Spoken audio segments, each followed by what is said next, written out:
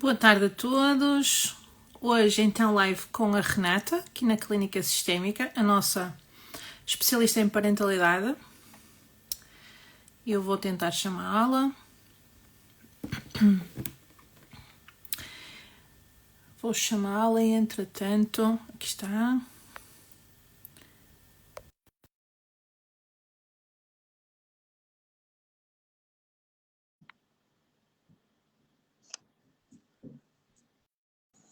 Ok.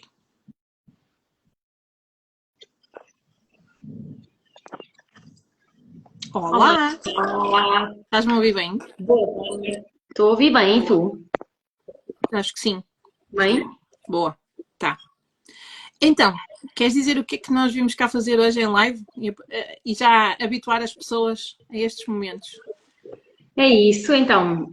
Nós hoje vamos falar aqui um bocadinho sobre este arranque do ano letivo, não é? Como é que isto está aqui a correr, como é que nós temos percebido também as pessoas com quem temos contactado, além das vezes experiências próprias até. Portanto, como é que tem corrido aqui este arranque de ano letivo e de que forma é que nós precisamos de parar um bocadinho e olhar para esta situação e pensar que, na verdade, só passou um mês, mais ou menos, sobre o início do ano letivo e eu trago aqui uma série de casos já que posso falar de pessoas que acompanho de perto, outras de pessoas que me contam alguns conhecimentos que têm, não é? Mas uma pessoa faz sempre... E mesmo nas sessões que nós temos feito com entidades parceiras, Exatamente. nomeadamente centros todos, não é? E vendo o feedback que a gente já teve, tão rico e tão preocupante em tão pouco tempo, não é? Exatamente, é isso mesmo. Tão Então vamos rico e lá. tão preocupante, não diria melhor. É muito por aí. Eu deixei até uma sondagem também na minha página, num story que eu fiz agora, Sim. para perceber, para as pessoas votarem lá, como é que tem sido para elas este início do arranque de ano letivo. Portanto, depois também partilhamos, Sim. que é para perceber qual é que é aqui o feedback das pessoas, porque realmente na grande maioria dos feedbacks que eu tenho tido, seja de parte de pais, seja da parte de terapeutas, seja da parte de educadores ou professores, é que realmente está a ser um ano letivo já pesado, seja até dos próprios alunos. Também conheço algumas crianças que também têm dado esses feedbacks. Portanto, no fundo é isso que queremos trazer aqui hoje, no fundo para que consigamos também começar a trabalhar aqui um bocadinho esta nova visão, não é? Esta nova visão sobre a criança que nós queremos trazer, esta nova visão de que nós queremos trazer esta parte sistémica e da parentalidade consciente, que não é só sobre pais, é muito mais do que isso.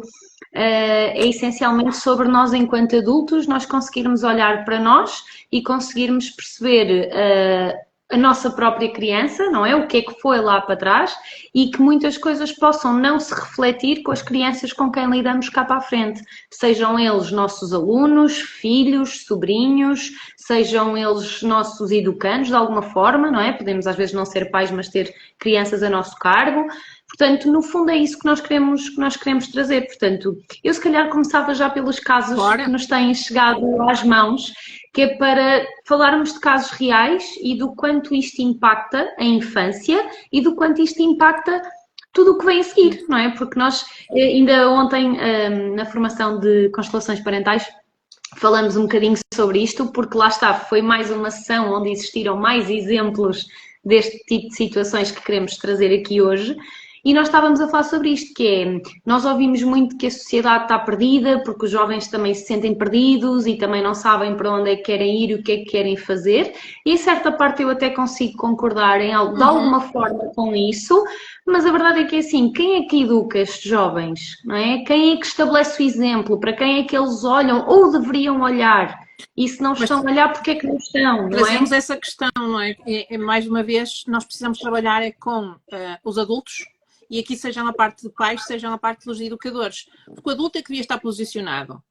E daí não haver a referência destas crianças, destes adolescentes, porque estes próprios adultos, fruto também das gerações que nós fomos tendo, das vivências, dos pesos também dentro do próprio, sistemicamente, a nível nacional, nosso próprio país, durante décadas tem sido bastante sofrido, bastante custoso, uma liberdade que é uma falsa liberdade, mas ao mesmo tempo ok, tudo ficou parado, tudo ficou congelado nestas feridas, nesta falta de autorresponsabilização, que não é uma culpa, é responsabilidade. De E todo, responsabilidade é poder. E é isso que é preciso mudar a percepção já. Ok, quando me torno adulto, eu tenho o poder de... E dentro do poder, ok, vamos ver quais são as minhas funções aqui, como é que nós conseguimos contribuir para que o panorama da sociedade em geral mude.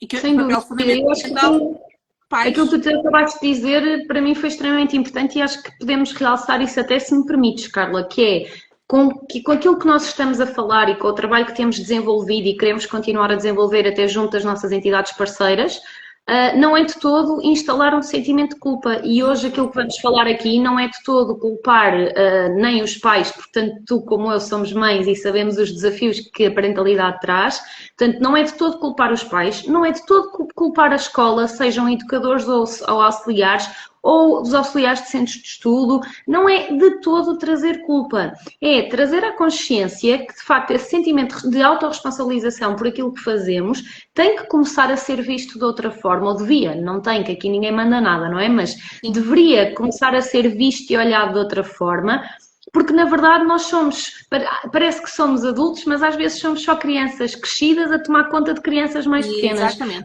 Quando nós vamos à luz da ciência, não é? À luz da ciência, observar que tipo de relações é que nós temos entre adultos e crianças e de que forma é que nós estamos a lidar com elas ao nosso redor, na verdade nós vemos que não somos adultos a lidar com crianças. Não. E muito menos quando estamos a falar de áreas técnicas, que deveríamos ter outra noção de como é que se faz e na verdade não temos. E aquilo que eu tenho observado dos meus anos de experiência enquanto terapeuta ocupacional é que muitas pessoas na área da educação, e eu não vou dizer todas, obviamente nós não temos todos que saber de tudo, porque eu também não sei de tudo, como é óbvio, mas as pessoas na área da educação percebem muito pouco sobre o desenvolvimento infantil. Isso preocupa-me. Os feedbacks que eu tenho tido é realmente, olha, e posso começar já a falar aqui de um exemplo que penso que também é teu conhecido, não é? E que é um exemplo muito comum, portanto nem precisamos de referir aqui, obviamente, nomes, não estamos aqui para isso. Nada disso, até porque temos dados, hoje com a RGPD a gente tem sempre o seu... Exatamente. É uma ética que a gente também cumpre, no entanto Sem são dúvida. casos que... o trazer a contextualização do caso faz lembrar outros pais, outros profissionais de educação, outros profissionais, enquanto terapeutas que trabalham com estas crianças, de que, ups, espera lá, se calhar também tem um caso assim. Exatamente. Portanto, até ia falar da questão do desfraude, não é? Okay. É uma questão que é muito comum e os exemplos que eu trago aqui, eu por acaso escolhi estes especificamente porque, olha, eu tenho um exemplo de creche, que é este do desfraude, tenho um exemplo para falar de um aluno do primeiro ciclo e tenho um exemplo para falar de um aluno do secundário, que relatou este exemplo na primeira pessoa. E, portanto, são faixas etárias completamente diferentes, mas que em pouco tempo, no início da aula, já tivemos aqui imensas repercussões. Então, este exemplo do desfraude, continuamos a perpetuar que as crianças têm que desfraldar quando o adulto quer, quando nós sabemos pela ciência, pela neurociência, que isso não acontece. As crianças desfraldam, é um processo fisiológico. Tal como nós não ensinamos uma criança a respirar, nós não ensinamos uma criança a controlar os seus esfínteres. A criança mostra-nos que eventualmente está preparada para isso acontecer e o adulto vai guiando o processo. Não somos nós que vamos chegar ao pé de uma criança e dizer fizeste 2 anos, 5 meses e 3 dias, ok, então agora tens que ir para o desfralde. Okay? Porque isto traz repercussões brutais no desenvolvimento daquela criança. Okay? Quando nós dizemos, como aquilo que eu ouvi ainda hoje, portanto, ouvi isto hoje, ok? Que a criança tem que fazer xixi pelas pernas abaixo, porque só fazendo xixi pelas pernas abaixo é que ele vai saber que não pode porque aquilo não é confortável. Nós estamos a ensinar a uma criança, para já, extremamente pelo exemplo negativo, e estamos a fazer senti-la coisas como desrespeito, porque depois nós não sabemos como é que as crianças, muitas até podem nem dizer nada, mas muitas se calhar até dizem, mais do que as crianças, temos se calhar auxiliares que podem até nem reagir muito bem a isto, porque é mais trabalho para elas limparem, Exato. porque têm que mudar a criança. Os pais acabam por não se sentir confortáveis, porque na verdade também não sabem o que é que hão de fazer, porque a escola diz que o filho tem que ir desfraldado, porque se não for é um problema. Também há e nós temos esta falta de conhecimento sobre o desenvolvimento infantil, porque não há cursos para pais.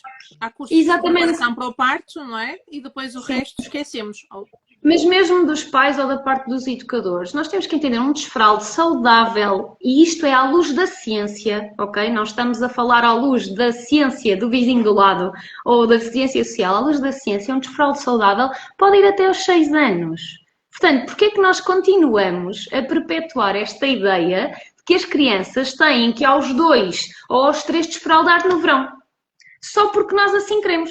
Ou porque nos facilita, que na verdade não facilita a vida a ninguém, não é? Portanto, porquê é que nós não conseguimos respeitar o tempo da criança, de nos mostrar os sinais de prontidão, para depois nós, enquanto adultos, então sim, guiarmos o processo de uma forma confortável e respeitadora? Porquê é que nós temos que achar que eu é que tenho que chegar lá e dizer, olha, tu agora vais fazer isto, tu agora vais fazer aquilo? Outra situação também, que é depois a questão da dificuldade em regulação, não é? A regulação emocional e até sensorial da própria criança. Sem dúvida. Que não é tão percepcionada de forma tão fácil e até depois é bastante ignorada, mas isso vai perpetuando e depois chegamos aos adolescentes com as crises que temos tido, não é?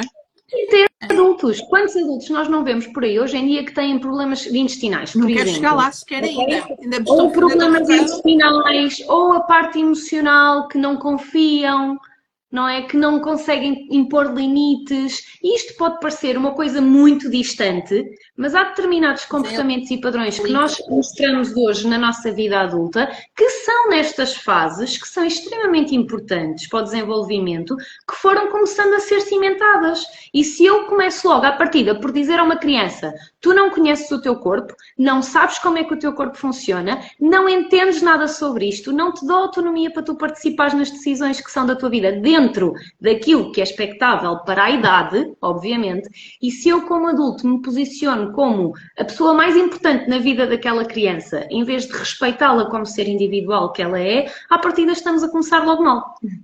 E, portanto, e são os anos cruciais para o desenvolvimento do ser, não é? Sem dúvida, são anos absolutamente importantes. Ali até aos 6, 7 anos é o tempo em que nós temos a maior neuroplasticidade para nós conseguirmos trabalhar com crianças no seu desenvolvimento. Quer elas tenham necessidades educativas especiais, quer não tenham. O desenvolvimento é extremamente importante nestas situações. Portanto, e ao longo, nesta faixa etária. Portanto, a partir do momento em que nós começamos logo a dizer àquela criança que ela não sabe, não faz, que não pode decidir, nós estamos a ensinar-lhe o quê? Que ela pode ter decisões na sua vida e pode participar, ou que, desculpem-me o termo, que vai ser mais uma ovelha no meio do rebanho. É muito isso. E descartar também a responsabilização. Logo, quando chegamos a adultos, não há poder. Não é? Exatamente. Portanto, isto é um caminho, isto não é assim tão distante, não é? Isto é um caminho que se vai construindo com pequenas sementes que nós vamos cimentando na infância das crianças com quem lidamos, e se nós conseguirmos observar a nossa própria infância, provavelmente nós também vamos ver lá alguns padrões.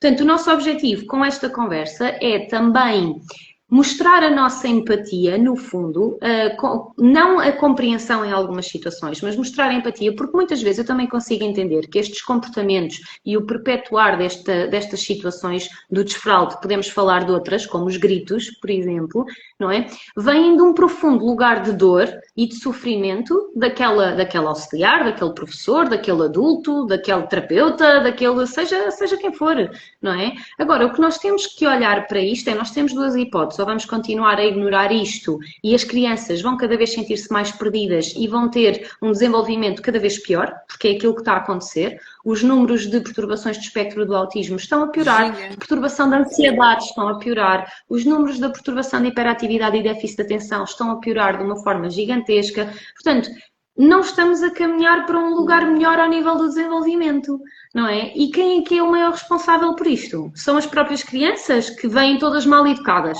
Elas agora, de repente, vêm todas mal educadas. Virou tudo assim, crianças mal comportadas, que não têm educação por causa da ausência de pais. Está muito a haver esta desculpabilização porque os pais não têm tempo para estar com as crianças. Mas nós percebemos também há pais que estão interessados, mas não conseguem fazer mais.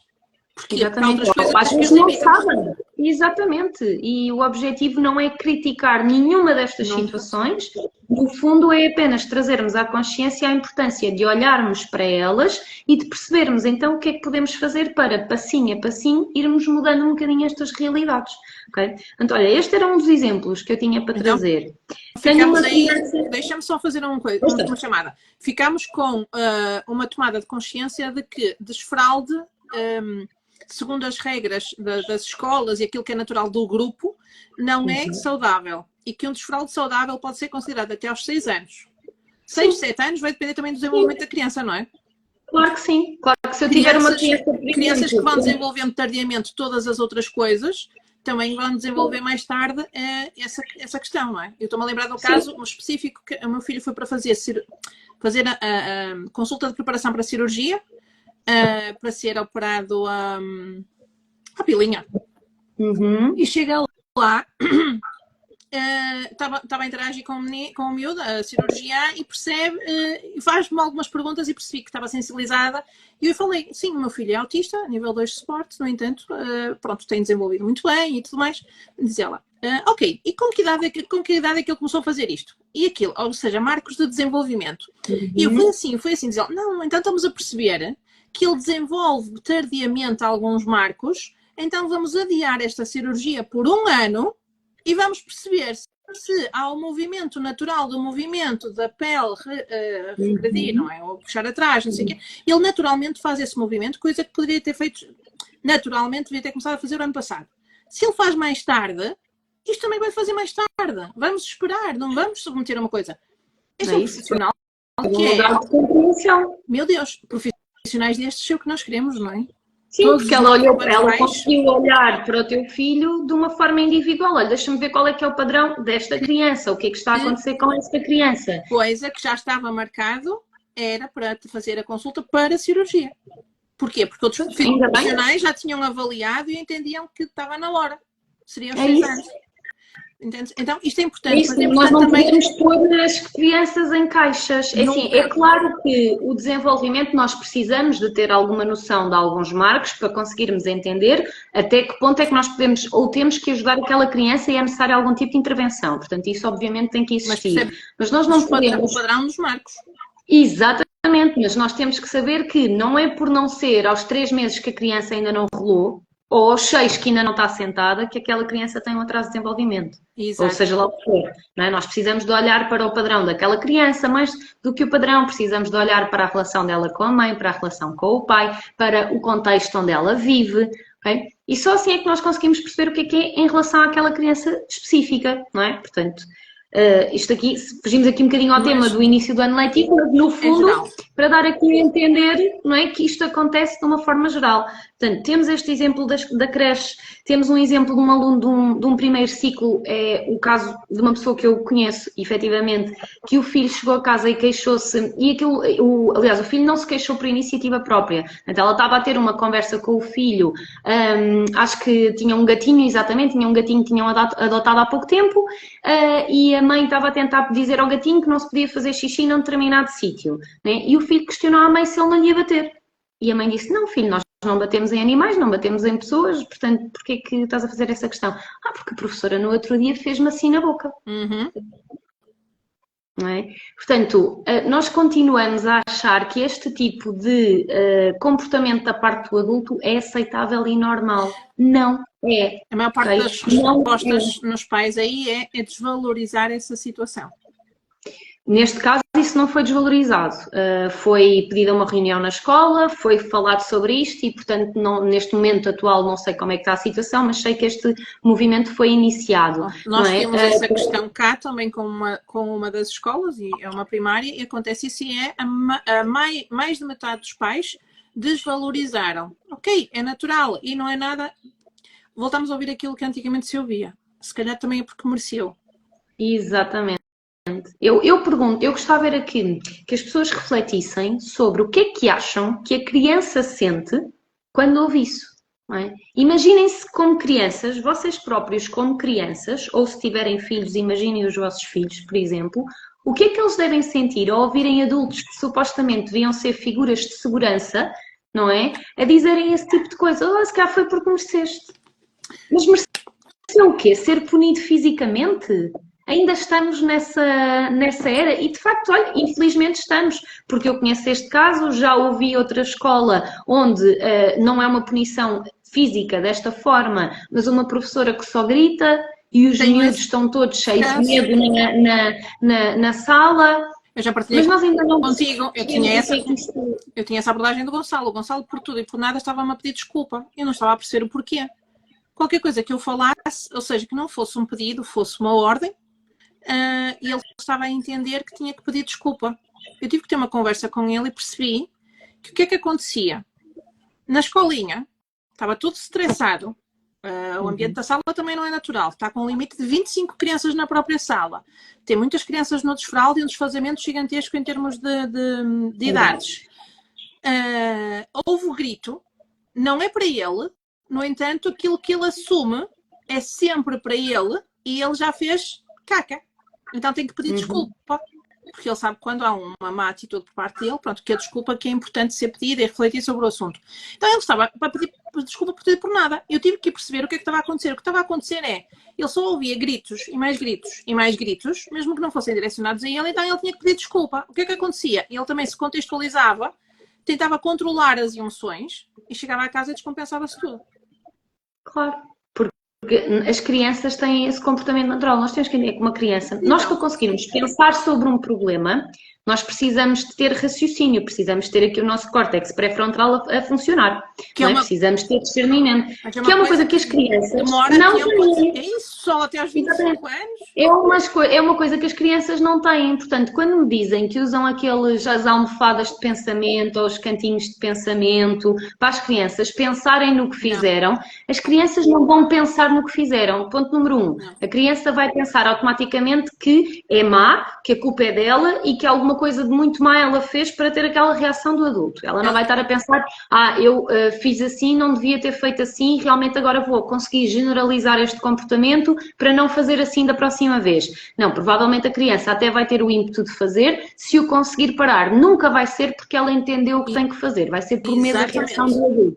São duas coisas completamente diferentes. E depois a criança precisa do adulto, não é? Para conseguir guiar este processo do que é que aconteceu e o que é que podemos fazer para mudar. E eu gosto sempre de dar este exemplo. Quando nós estamos a conduzir, a aprender a conduzir, ou quando nós estamos num trabalho novo a aprender uma determinada tarefa nova, muitas vezes nós precisamos que as pessoas ao nosso lado, e muitas vezes já somos adultos, não é? Nessa altura, que repitam as coisas quantas vezes para nós aprendermos. Não é? Às vezes muitas das vezes não uma, 2, 3, precisamos de repetir, precisamos de errar, perceber porque é que erramos, precisamos de repetir outra vez. As crianças também precisam desse apoio. Porquê é que nos irrita tanto, enquanto adultos, termos que repetir várias vezes as coisas, não é? Porquê é que será que isto, então, era importante começarmos a refletir nestas questões? E atenção, claro que quando nós estamos a falar, por exemplo, de uma sala, como tu estás a partilhar do Gonçalo, onde estão 25 crianças, ok? Vamos imaginar, nós somos extremamente, muitas vezes, sensíveis auditivamente, não é? Portanto, vamos imaginar uma sala com 25 crianças, que são crianças, berram, correm, não obedecem muitas vezes a regras porque estão a aprender, têm necessidade enorme de se movimentar, que não é respeitada, muitas vezes até é contida, como se isso fosse ajudar, não ajudem absolutamente nada. Portanto, imaginem 25 crianças neste sistema. Se em 25, 10 estiverem desreguladas e precisarem da regulação do adulto, e o adulto chega lá a gritar e a conter aquilo que elas precisam de exteriorizar, isto faz algum sentido? Não, vai ajudar alguma coisa no desenvolvimento destas crianças e na percepção delas do que é uma atitude aceitável, o que é que não é, como é que podemos gerir emoções, como é que não podemos, porque é que eu tenho esta necessidade de movimento. Não, nós estamos a fazer exatamente o contrário, não é? Então, quem é que tem a responsabilidade aqui de mudar isso? Não são as crianças que têm que se responsabilizar por isso. Não, mas temos uma questão ainda pior. Aqui, no caso específico do Gonçalo, estamos a falar de uma questão sensorial. A sala tem uma temperatura muito alta.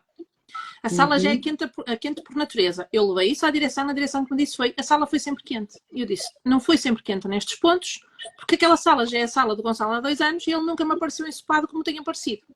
Mais do que isso, eu percebi o movimento foi que os adultos, eles próprios também tinham as alterações a nível sensorial dada a temperatura, que estava muito calor, estava desesperado. Ou seja, então se o adulto se desregula, uma criança não tem direito de se desregular. Pior aí é, o adulto não tomou consciência até ao momento em que eu percebi isto e fui eu que chamei a atenção. Mas fui eu que chamei a atenção porque estou sensibilizada para a questão do meu filho enquanto indivíduo. Agora, imagina o que é um grupo inteiro de 25 crianças, tem tudo isso e tudo acumulativo. A parte sensorial não é considerada sequer. De todo, de todo.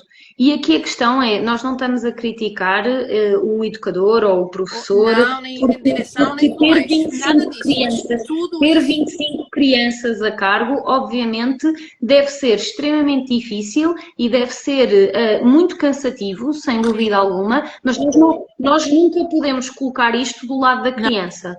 Okay? Nunca podemos colocar isto do lado da criança. Se um adulto não é suficiente ou dois não são suficientes, então precisamos de reconsiderar ou o número de crianças na sala ou o número de adultos para o número de crianças. Agora, obviamente, aqui estamos a falar de recursos, mas temos que começar por algum lado. E mais do que isso, o adulto é que tem a responsabilidade de saber-se regular numa situação dessas. Ok? Claro que... Uma resposta, logo, assim, de raiz, é a lei considera. Claro. A lei permite. Assim como estávamos a falar da fralda, sim, a fralda a nível comercial, nós sabemos que já há uma educação também para que o desfraldo seja feito antes. Porque é difícil encontrar uma fralda para 5, 6 anos. Claro. Então, comercialmente, temos essa limitação. Já há essa educação em nós, não é? Já nos incutem isso. A resposta das instituições é a lei permite. Pois permite? É um facto. O que é que faz um pai minimamente consciente nestas situações? Claro, mas é uma gestão difícil, eu não estou a dizer o contrário, não é? Por isso é que é exatamente mais do que os pais conseguirem, na verdade, também estar atentos a este tipo de situações e não aceitarem só porque o filho merece, como tu estavas a dizer há bocado, não é? Também precisamos de uma comunidade escolar que possa aprender outro tipo de estratégias que possa utilizar nesse tipo de situações e se calhar em vez de conter movimento, permitir movimento. Se calhar em vez de conter gritos, permitir gritos de forma adequada, ok? Porque isso pode ser uma manifestação importante para uma criança naquele momento, naquele contexto. Assim como o adulto precisa de perceber, ok, olha, eu já estou aqui a escalar, o que é que eu posso fazer agora? Olha, se calhar vou sair aqui, porta fora 2 minutos, respirar, fazer 3 respirações conscientes ou até arranjar outra estratégia que funcione para aquela pessoa para me regular quando estiver perto deles.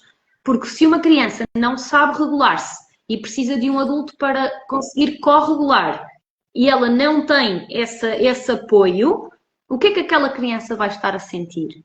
Não é? Vai estar a sentir-se abandonada, rejeitada, que tem culpa. Pior ainda, precisa, não sabe o que é que sente. Exatamente, não sabe o que fazer, não é? Está aqui a Paula a dizer o quê? Falar, sim.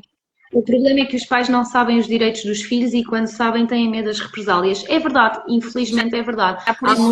Mas voltamos outra vez, o nosso trabalho dentro da clínica, já por isso o slogan é transformando vidas, empoderando famílias. É trazer este poder por via do conhecimento, por via do posicionamento, por via da educação e da união de esforços. É esse trabalho que nós estamos a fazer, mas como eu digo, nós sozinhas não conseguimos fazê-lo. Precisamos dos pais, precisamos da comunidade em geral. Então, se todos nos unirmos neste movimento, primeiro trazer à luz estes casos e depois trazer consciência de soluções. Não é? Neste caso, eu, por exemplo, eu levei a questão, era o meu filho, mas mais do que isso que eu me fiquei surpreendida foi, são 2 adultos que eu sei o quão dedicados estão no seu trabalho, o quão amorosos são, o quão compassivos são, porque mais do que estarem lá a estabelecer regras e trabalharem o conhecimento, eles trabalham muito a parte emocional das próprias crianças, a conexão e tudo mais. Chegarmos ao ponto de desregularem como desregularam, então alguma coisa tem que ser feita. Pronto. E houve uma solução, uma medida que vai ser testada em alternativa, porque não se pode mudar a condição física do espaço, neste momento, até estão a fazer melhorias para que fique mais quente ainda, vê lá tu. Mas abriu-se a possibilidade de abrir uma sala ao lado, a sala que é usada para o AEF, por exemplo, não está a ser usada durante todo o dia, então o pré-escolar fica com todo aquele espaço para que as crianças possam movimentar-se, circular, brincar, já arranjaram outros equipamentos até para complementar, pelo que eu percebi, já trabalhar parte sensorial, ou seja, houve algum movimento, mas houve movimento porque alguém teve iniciativa de falar. E falei eu, quando falei com o educador falou, já tinha até alertado a situação no início do ano letivo, e vamos-nos mexendo, ok? É isso. E sem medo, a E Paula está a não dizer, podemos achar, e não podemos achar sempre que os outros resolvem, nunca, a não é? questão Nós é precisamos essa. de usar a nossa voz, nós precisamos de, lá está aquilo que tu estavas a dizer há bocado logo no início, de nos responsabilizar, ok? Obrigatoriamente. Porque nós adultos é que somos responsáveis pela educação dos nossos filhos, pela educação das crianças. Portanto, a escola, sem dúvida alguma, e aqui atenção, ninguém está a dizer que os pais têm que passar por cima de professores ou que os professores têm que passar por cima de pais. Há casos para tudo, há casos que precisam de ser analisados individualmente e ninguém aqui está a puxar nem a brasa à sardinha de um, nem a brasa à sardinha de outros. Oh, A Renata, verdade é que nós precisamos de... Nós, sem pais, não há escolas. era isso que eu Ok? ia dizer. Nós temos que partir de uma coisa fundamental, que é esse princípio sistémico. Sem pais não há crianças, sem crianças não há escolas. Então, de quem é o início? Onde é que está a origem? Nos pais. Então, os pais têm que trabalhar o conhecimento, têm que saber o que é que estão a fazer, saber o que é que podem fazer.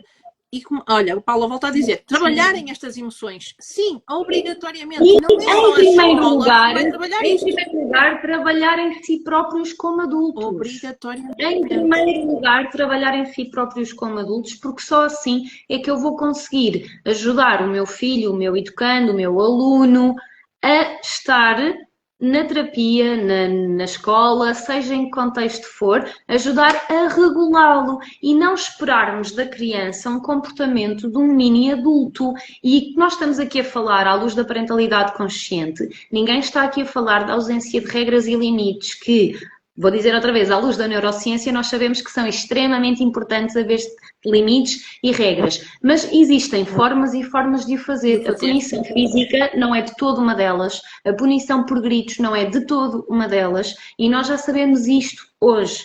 Portanto, a minha questão muitas vezes é porquê é que não mudamos? Não é? Se nós já sabemos isto, e obviamente aqui ninguém está a dizer assim, olha, vais passar aquela porta e tudo vai ser diferente.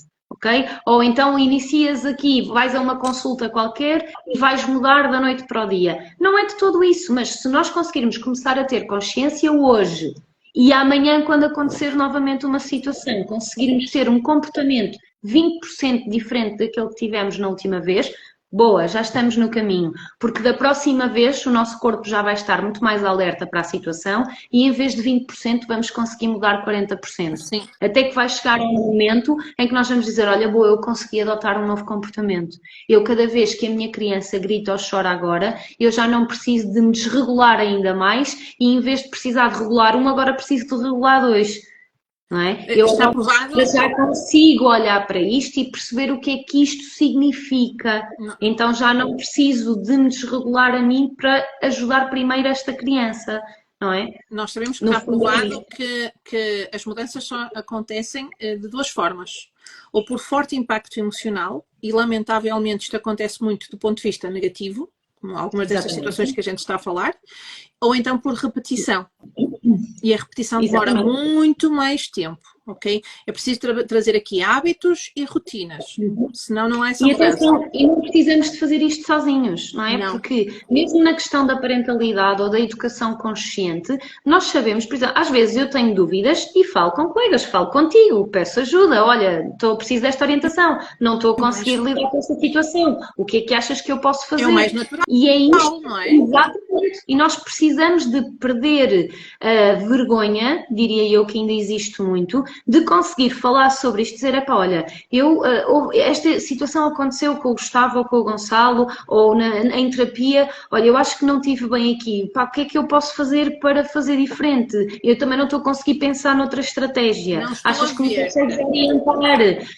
Nós precisamos não dá. De perder o medo de falar sobre isto, porque mesmo quando, esta primeira vez que estivemos no centro de estudos e que estavam lá aqueles pais, aquilo que eu senti foi que tínhamos ali extremos, não é? Tínhamos ali pessoas que já estavam mais conscientes sobre isto e então procuravam ajuda, falavam das situações, conseguiam expor, e havia outras pessoas que ainda estavam com muito receio deste pedido de ajuda inicial, é quase como se elas tivessem que admitir que estavam de alguma forma a falhar na sua parentalidade ou na sua educação, não é? Para conseguirem pedir ajuda, mas não é de todo isto, porque é de facto um desafio. É de facto um desafio, sem dúvida alguma, mas nós nunca podemos pôr o peso deste desafio nas crianças ou dizer que elas é que têm culpa da situação. O B estar a acontecer. Não, nós enquanto adultos é que precisamos de analisar as situações e perceber porque é que isto está a acontecer, não é? Olha, outra situação. Tenho 2 situações numa escola secundária e aqui bem pertinho. Numa Estamos delas... a falar de idades, só para... Escola secundária. Portanto, escola secundária temos entre os 13, sim. Temos uma situação que foi com um miúdo de 13 e temos outra situação que os miúdos deviam ter 15 anos, se não estou em erro. Portanto, aqui entre os 13 e os 16, vamos colocar mais ou menos aqui nesta faixa etária. Na primeira semana de aulas, eu tive um rapaz que conheço muito bem, que foi logo ameaçado fisicamente por um aluno de outra turma, que já está sinalizado desde o ano passado, que já teve não sei quantas suspensões da escola e que continua neste registro. A forma como lidaram com esta situação foi dizer que iam ter uma conversinha com o rapaz e que ele então ia parar o comportamento. Logicamente, esta conversa é necessária, portanto, não é isso que eu estou a dizer, mas a questão é, se este rapaz já está sinalizado, se nós já sabemos que à partida ele tem um comportamento mais desafiante, porque é que não se fez mais nada? E onde é que está a família? Onde é que está a responsabilização? O que é que já se fez neste sentido? Atenção, eu também não sei, também não pesquisei isto, portanto também não me vou debater sobre isto, estou só, neste caso específico, estou só a trazer este problema no sentido de dizermos que o ano letivo tinha começado naquela semana e já naquela semana este comportamento estava a ser apresentado. Este rapaz de 13 anos era a primeira semana que estava na escola secundária. Portanto, agora eu pergunto, com que vontade é que uma criança com 13 anos vai continuar a querer ir para aquela escola? Ou de que forma? Ela até pode ir porque não tem outra hipótese. Mas como é que ela se está a sentir lá dentro? É um espaço seguro para ela? Né? Na mesma semana, houve 2 alunos dessa escola que foram suspensos para casa por uma agressão física a outro rapaz que ficou completamente mal, de saúde, estando internado no hospital por causa disto. Portanto, eu pergunto-me, na primeira semana de aulas, como é que nós começamos logo com este tipo de comportamentos? E como é que nós chegamos a este ponto? Exato. Não é? Que é isso? Comportamento, vamos perceber. Aqui comportamento, o que é que está a acontecer? É pune-se o agressor e nada se faz sobre a questão da vítima. Faz-se afastando o agressor, digamos assim. Mas um agressor também é uma vítima. Então, sem dúvida. É esse trabalho que é preciso ser feito. E porquê que aquela criança, porque ainda considero uma criança, até aos 16, 17 anos, ainda está, é uma criança, porque é que essa criança teve necessidade de se posicionar dessa forma? E é preciso ver o outro lado do bullying que não é visto. É, ok, o agressor também é vítima. O que é que nós precisamos de dar a esta criança? Muitas das vezes é muito isto, é conexão, tempo. E não há receita de fórmulas mágicas, mas precisamos de olhar para aquela criança, para aquele adolescente, para aquele contexto e perceber o que é que se está ali a passar. Obviamente não, as coisas provavelmente não vão mudar da noite para o dia, mas precisamos de olhar para isto. Não é? E eu pergunto-me se este rapaz já está sinalizado há tanto tempo por este comportamento e não só, o que é que se está a fazer efetivamente? Como é que a escola está a proceder a ser um contexto que suporta em vez de ser um contexto que não suporta esta situação? Não é? E o contexto familiar, e o contexto médico que acompanha esta criança também, não é? Portanto, o que é que se faz aqui? Não é? Porque é que há tantas situações destas neste momento que estão a acontecer? Que temos mais 2 casos também aqui na clínica que estão a pensar mudar de escola, mudar de turma, ainda está a ser avaliado, porque também aconteceu do género, ok? Estamos a falar, são 2 meninas até, que foram agredidas psicologicamente, uma delas fisicamente, por colegas, onde as turmas são maioritariamente rapazes.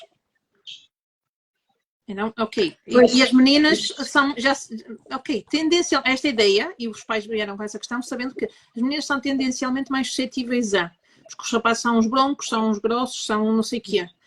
Não são nada, ambos manifestam olha o que é que nós já colocamos em cima das crianças. É muito isso. O que é que nós já colocamos, que padrões é que já vêm de trás para que as crianças já tenham estes rótulos. O que é que traz? Muitas das vezes a nossa perspectiva de pais quando fomos aquelas crianças. não é? Claro que sim. É muito Claro isso. que Então sim. eu não consigo lidar. Sim. Se aquilo E me na traz verdade foi é comigo, aquilo que nós também projetamos neles, não é? obrigatoriamente, não é? Obrigatoriamente. Então nós precisamos de lidar lá com duas questões, as nossas e as das próprias crianças. E aí é preciso falar e falar com todos, falar com as famílias das vítimas, famílias dos agressores, e todos têm o mesmo peso, todos têm a mesma importância. E é fundamental, não é? Ok, foram afastados, foram suspensos para casa, está feito. Voltamos àquela situação que estávamos a falar dos pequenitos, não é? Vais ali para o cantinho do castigo ou do pensar, não sei o quê, e está resolvido. Sem dúvida. Isto depois, no outro dia, deparei-me com uma notícia na televisão também de uma professora que tinha este tipo de discurso para os alunos: vocês são uns gordos e cheiram mal. Portanto, nós vamos desde os pequeninos da creche, vamos até aos adolescentes, passamos para o lado dos docentes, não é? Que têm este tipo de discurso, Tenho esse caso na ou família. mesmo gritos, não é? E depois não queremos que notícias como aquelas que já partilhamos e que tu já partilhaste nas redes da Clínica Sistémica, que tenhamos também um aumento brutal do burnout parental em Portugal. Claramente. Não é? Portanto, isto está tudo ligado, não é? Nós não podemos achar que uma coisa está individualizada. Portanto, se nós temos, por um lado, temos os pais que se sentem completamente assoberbados porque já não sabem mais o que é que hão de fazer, porque agora também parece que tudo é culpa dos pais. Se não é culpa dos pais, os professores queixam-se que agora tudo é culpa da escola, e temos estes sistemas completamente alterados e temos crianças que estão a ser educadas e a observar tudo isto nestes sistemas. Portanto, eu acho que nós, enquanto adultos e sociedade, temos mesmo que olhar com olhos de ver para estas questões, e na Clínica Sistémica, no Crescer com Consciência, o nosso objetivo é sem dúvida este, né? É convidar-nos a todos a refletir em conjunto, a perceber um bocadinho mais sobre o desenvolvimento e como é que o desenvolvimento de facto ocorre, perceber de facto quais é que são estas ordens que a Sistémica também nos traz e que nos ajuda a orientar estas situações e a olhar para elas de uma forma diferente, e o que é que nós, através da parentalidade consciente e sistémica, da educação consciente e sistémica, podemos olhar e podemos fazer, não é? Queres... Nós conseguirmos ir mudando um bocadinho mais este tipo de realidades, porque o ano começou há um mês, já temos estas histórias todas a explodir, e eu pergunto-me como é que estas crianças vão para a escola, como é que estes professores vão para a escola, como é que estes educadores e auxiliares, como é que a comunidade escolar está presente, como é que os pais ficam ao saber que deixam as suas crianças neste tipo de ambientes, sabendo que não podem deixar, porque também não podem deixar de trabalhar para sustentar estas crianças, mas também sabem que elas não ficam bem. E se calhar alguns nem sabem, não é? Ou alguns não querem saber. Portanto, temos aqui... Temos essa chamada de atenção por parte de alguns centros de estudos, que é mesmo isso. Tentei falar com os pais e o pai nem quer saber. Não pegou no miúdo e foi-se embora. E são aqueles pais que, desculpa, mas foi o termo usado, que é: depositam as crianças aqui às 7 da manhã e levantam-nos às 7 da tarde, ou 7h30. Quanto mais tempo o centro de estudos estiver aberto, melhor ainda. Repara que no lugar de dor e sofrimento, que esse pai ou mãe também deve estar, para que olhe para um filho, como, desculpa, vou usar este termo, como um estorvo. Não é como algo que está ali mais para fazer mal do que propriamente pelo processo que é, não é? E para nos acrescentar e para que consigamos acrescentar. Portanto, é uma desconexão brutal com o ser individual que é, com o papel que ocupa no mundo, com a sua própria identidade, com aquilo que está a fazer. Então é uma desconexão brutal, que é aquilo que nós temos observado mais. E depois, aquilo que eu sinto às vezes é que nós estamos em extremos cada vez mais. Por um lado, parece-nos haver um grupo de pessoas mais alerta e mais consciente para estas temáticas e que então procuram ajuda e procuram algum tipo de orientação ou fazer parte de grupos terapêuticos de desenvolvimento, ou seja o que for.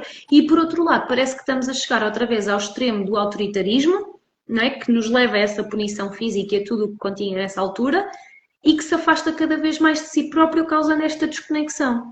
E, portanto, aquilo que me preocupa no meio disto tudo, desculpem, mas vou ser honesta, são as crianças.